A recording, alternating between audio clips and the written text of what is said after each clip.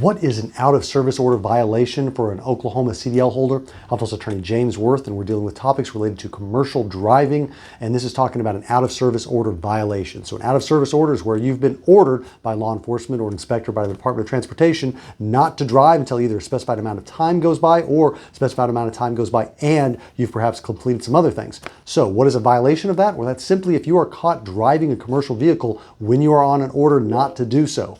That is an out-of-service order violation, and there are consequences to that. And the consequences depend on a couple different factors. So, one, you've got enhanced repercussions to that if you are driving hazardous material.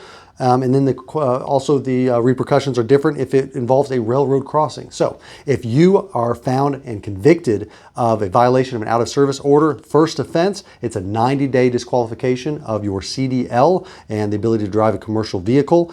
For a second offense within 10 years, it's a 1-year disqualification. And for a third conviction within 10 years, it's a 3-year disqualification of the driving privileges of a commercial driver.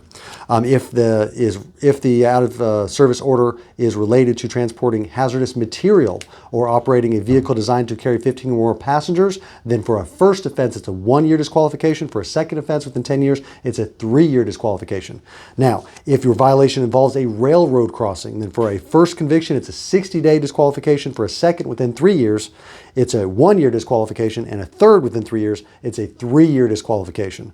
So on those other two, it requires that they occur within 10 years. They actually lower that period to 3 years if you're talking about a violation related to a railroad crossing.